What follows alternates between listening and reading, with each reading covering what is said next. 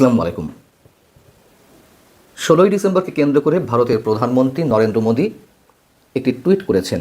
তার সেই বিতর্কিত মন্তব্যকে কেন্দ্র করে বাংলাদেশের কোনো কোনো রাজনৈতিক দল, কোনো কোনো ব্যক্তিবিশেষ তীব্র প্রতিবাদ জানিয়েছেন। অবশ্যই আমরাও নরেন্দ্র মোদীর বিতর্কিত এই মন্তব্যের তীব্র প্রতিবাদ জানাই, নিন্দা জানাই। কিন্তু একই সঙ্গে প্রশ্ন ওঠে, যখন বাংলাদেশের বিজয় দিবসে কেন্দ্র করে বাংলাদেশের মধ্য থেকেই বিশেষ সাম্প্রদায়িক গোষ্ঠী বা বিশেষ বিশেষ ব্যক্তি নোংরা কুৎসিত ভাষায় মন্তব্য করছেন, এবং একই সঙ্গে পাকিস্তানও আমাদের বিজয় দিবসে কেন্দ্র করে নোংরা বিতর্কিত মন্তব্য করে আসছে, তাদের ক্ষেত্রে এই সব মানুষ বা রাজনৈতিক দলগুলো কোনো প্রতিক্রিয়া জানায় না কেন? আমরা দুটিরই প্রতিবাদ জানাই। নরেন্দ্র মোদী 16ই ডিসেম্বরকে 1971-এর 16ই ডিসেম্বরকে ভারতের ঐতিহাসিক বিজয় দিবস হিসেবে উল্লেখ করেছেন, এবং সেই পোস্টে, সেই টুইটে তিনি বাংলাদেশের মুক্তিযুদ্ধ এবং বাংলাদেশের বিজয় নিয়ে কিছু উল্লেখ করেননি।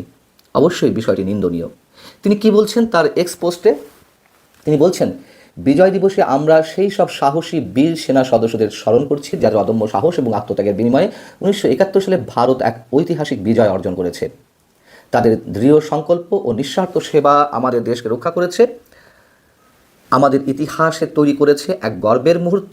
এই দিনটি তাদের বীরত্বের প্রতি বিনম্র শ্রদ্ধা এবং তাদের অতুলনীয় মনোবলকে স্মরণ করার দিন। মোটামুটি এই হচ্ছে। আরও দু এক লাইন আছে ওই সেই ভারত প্রসঙ্গে তিনি বলেছেন, ভারতের সেনাদের সম্পর্কে।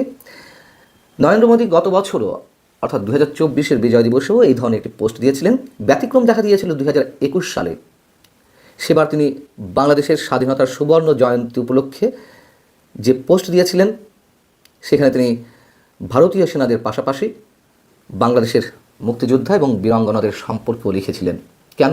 সুবর্ণ জয়ন্তী উপলক্ষে ভারতের তৎকালীন রাষ্ট্রপতি রামনাথ কোবিন্দ বাংলাদেশে অতিথি হিসেবে এসেছিলেন। বাস্তবতা হচ্ছে, ভারত এবং পাকিস্তান এই দুই দেশই 71-এ আমাদের মহান মুক্তিযুদ্ধকে তাদের মধ্যকার মুক্তিযুদ্ধ হিসেবে চিহ্নিত করে আসছে। সেভাবেই তারা তাদের ইতিহাস নির্মাণের চেষ্টা করেছে, দুই পক্ষই, দুই রাষ্ট্রই। এখন এই 16ই ডিসেম্বরকে ভারত তাদের নিজস্ব অন্যতম বিজয় দিবস হিসেবে পালন করে, কারণ বাংলাদেশের মুক্তিযুদ্ধে ভারত নানান ধরনের সহযোগিতার পাশাপাশি সামরিক সহযোগিতার মাধ্যমে তাদের সেনাবাহিনী আমাদের মুক্তিবাহিনীর সাথে, মুক্তিযোদ্ধাদের সাথে কাঁধে কাঁধ মিলিয়ে পাকিস্তানের বিরুদ্ধে যুদ্ধ শুরু করে 3রা ডিসেম্বর থেকে।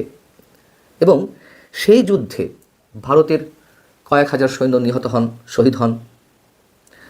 2011 সালের এক প্রতিবেদনে ভারতের সম্প্রচার মাধ্যম এনডিটিভি জানাচ্ছিল যে ওই যুদ্ধে ভারতের, আমাদের মুক্তিযুদ্ধে ভারতের নিহত সৈন্যের সংখ্যা 3900, যদিও বাংলাদেশের কাছে তালিকাভুক্ত রয়েছে ভারতের 1600 শহীদের নাম। যাই হোক না কেন, যদি ভারতের একজন সদস্য নিহত হয়ে থাকেন, আমরা ভারতের প্রতি আমাদের আকাণ্ঠ শ্রদ্ধা নিবেদন করি, সেই শহীদের প্রতি আমাদের অতল শ্রদ্ধা। আর সেখানে তো হাজার হাজার সৈন্য নিহত হয়েছেন। আর এই যে হাজার হাজার সৈন্য নিহত হয়েছেন, এই কারণেই ভারত, যেহেতু পাকিস্তানকে হারানো হয়েছিল, আমরা হারিয়েছিলাম, ভারত সহযোগিতা করেছিল, ভারত সেদিক থেকে তাদের বিজয় দিবস হিসেবে উদযাপন করে। এবং একই সঙ্গে যখন ভারতের ইস্টার্ন ফ্রন্টেও পাকিস্তানের সঙ্গে 71-এর ওই সময়টিতে ভারতের যুদ্ধ চলছিল, ভারত তাতে জয়লাভ করে, তার পরপরই আবার ভারতের ওয়েস্টার্ন ফ্রন্টে অর্থাৎ আমাদের মুক্তিযুদ্ধে ভারত সহযোগিতা করে সেখানেও জয়লাভ করে। এসব কারণে তারা তাদের বিজয় দিবস উল্লেখ করতেই পারে, কিন্তু বাংলাদেশের মুক্তিযুদ্ধকে নিজের যুদ্ধ হিসেবে তুলনা করার কোনো কারণ নেই। যদিও ভারতের সেনাবাহিনী তারা যে পোস্ট দিয়েছে, তারা যে বিবৃতি দিয়েছে 1971-এর 16ই ডিসেম্বর সম্পর্কে, সেখানে বাংলাদেশের কথা উল্লেখ রয়েছে, বাংলাদেশের মুক্তিযোদ্ধাদের কথা উল্লেখ রয়েছে, এবং মুক্তিযোদ্ধাদের সঙ্গে ভারতের সেনাবাহিনী কাঁধে কাঁধ মিলিয়ে যুদ্ধ করেছে, বিজয় অর্জন করেছে, এই কথাগুলো উল্লেখ রয়েছে।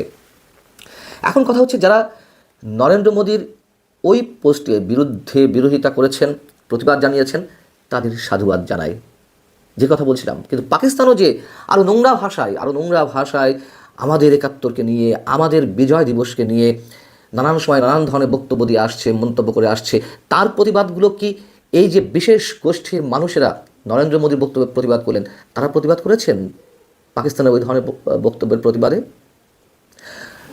গত মেতে যখন ভারত পাকিস্তানের মধ্যে সার্জিক্যাল স্ট্রাইক শুরু হলো এবং ভারতের বিরুদ্ধে পাকিস্তানের চালানো অপারেশন বুনিয়ান উন মারসুসের সাফল্যকে পাকিস্তানের প্রধানমন্ত্রী শেহবাজ শরীফ তিনি ঐতিহাসিক মুহূর্ত হিসেবে ঘোষণা করলেন এবং কি বললেন, সেবা শরীফ মন্তব্য করলেন, পাকিস্তানের সশস্ত্র বাহিনী ভারতীয় আগ্রাসনের বিরুদ্ধে কঠোর ও শক্তিশালী জবাব দিয়ে 1971 সালের যুদ্ধের প্রতিশোধ নিয়েছে।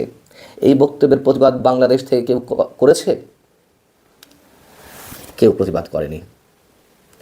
আর তর্কের খাতিরে ধরে নিলাম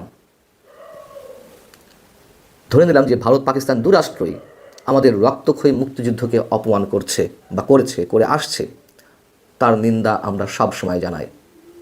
কিন্তু নিজ দেশের ভেতরে থেকে বাংলাদেশের হাজার বছরের শ্রেষ্ঠ অর্জন আমাদের বিজয় দিবসকে যারা কটাক্ষ করছেন, কালো দিবস হিসেবে বর্ণনা করছেন, নোংরাভাবে অভিহিত করছেন, 71কে মিথ্যা বলে অভিহিত করছেন, কাজী ইব্রাহিম করলেন 71কে মিথ্যা বলে অভিহিত, 71-এর প্রজন্মকে ঘৃণিত প্রজন্ম হিসেবে উল্লেখ করলেন, চট্টগ্রাম বিশ্ববিদ্যালয়ের উপাচার্য বুদ্ধিজীবীদেরকে পাকিস্তান হত্যা করেনি বলে মন্তব্য করলেন একদিন আগেই। আবার চট্টগ্রাম বিশ্ববিদ্যালয়ের যে আনুষ্ঠানিক একটা বিবৃতি 16 ডিসেম্বরকে কেন্দ্র করে, সেখানে কি বলা হলো যে বাংলাদেশের মুক্তিযুদ্ধে নেতৃত্ব দিয়েছেন শেরেবাংলা একে ফজলুল হক এবং হোসেন শহীদ সোহরাওয়ার্দী, অথচ 71-এর অনেক আগেই 8-10 বছর আগেই তাদের দুজনের মৃত্যু ঘটেছে। তারা বাংলাদেশের স্বাধীনতার ইতিহাসে অবদান অবশ্যই রেখেছেন, কিন্তু মুক্তিযুদ্ধে নেতৃত্ব দেন কীভাবে? এইভাবে মিথ্যাচার ছড়ানো হচ্ছে, কি ভয়ঙ্করভাবে বিকৃত করা হচ্ছে ইতিহাস নির্লজ্জভাবে। মুক্তিযুদ্ধে শহীদের সংখ্যা 2000, 7000 বলে উল্লেখ করে ধৃষ্টতা দেখানো হচ্ছে। ঢাকা বিশ্ববিদ্যালয়ে এক গ্রুপ শিক্ষার্থী তারা যখন পাকিস্তানের বিরুদ্ধে প্রতিবাদ জানাচ্ছে, বিভিন্ন কর্মকাণ্ডের বিরুদ্ধে পাকিস্তানের পতাকা নিয়ে তারা বিভিন্ন ধরনের কর্মসূচি, তাও প্রতীকী প্রতিবাদ কর্মসূচি চালাচ্ছে, তাদেরকে বাধা দেওয়া হচ্ছে আরেকটি বিশেষ শক্তির পক্ষ থেকে। 71-এর স্থানে 24কে রিপ্লেস করার চেষ্টা। গোলাম আজম মুজাহিদেরকে মুক্তিযুদ্ধের শ্রেষ্ঠ সন্তান হিসেবে, জাতির শ্রেষ্ঠ সন্তান হিসেবে উল্লেখ করা হচ্ছে। মোহাম্মদ আলী জিন্নার জন্মবার্ষিকী এই দেশে ঢাকঢোল পিটিয়ে পালন করা হয়। এগুলোর কোনো প্রতিবাদ করা হয়েছে?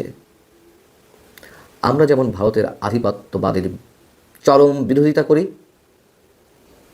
ঠিক একইভাবে কোনো অবস্থাতেই আমরা পাকিস্তান কায়েমের স্বপ্নকেও ন্যূনতমভাবে গ্রহণ করতে পারি না, অবশ্যই ঘৃণাভাবে প্রত্যাখ্যান করতে চাই। আবার নতুন করে ভারতের 7 সিস্টার্স দখলের হুমকি দেওয়া হয়, ভারতের বিচ্ছিন্নতাবাদীদের বাংলাদেশে আশ্রয় দেওয়ার ঘোষণা দেওয়া হয় ওপেন। কি কারণে এগুলো? বারবার তো এইসব কথা বলা হচ্ছে। ডক্টর ইউনূস থেকে শুরু করে সরকারের বিভিন্ন পর্যায় থেকে, বা যে বিডিআর হত্যাকাণ্ডের নিয়ে যে কমিশন, সেই কমিশনের প্রধান তিনি বললেন 7 সিস্টার্স আক্রমণ করা হবে। এই কথাগুলো কেন এই উস্কানি দিয়ে কাদের লাভ হচ্ছে? কেন যুদ্ধ ডেকে আনা হচ্ছে? এই যুদ্ধ সম্পর্কে তো একাধিকবার বলেছেন ডক্টর ইউনূসও, একাধিকবার যুদ্ধের জন্য প্রস্তুত থাকতে হবে। যুদ্ধ ডেকে এনে যুদ্ধকে আমন্ত্রণ করে কারা আসলে ফায়দা লুটতে চায়? ভালো থাকুন সবাই, আল্লাহ হাফিজ।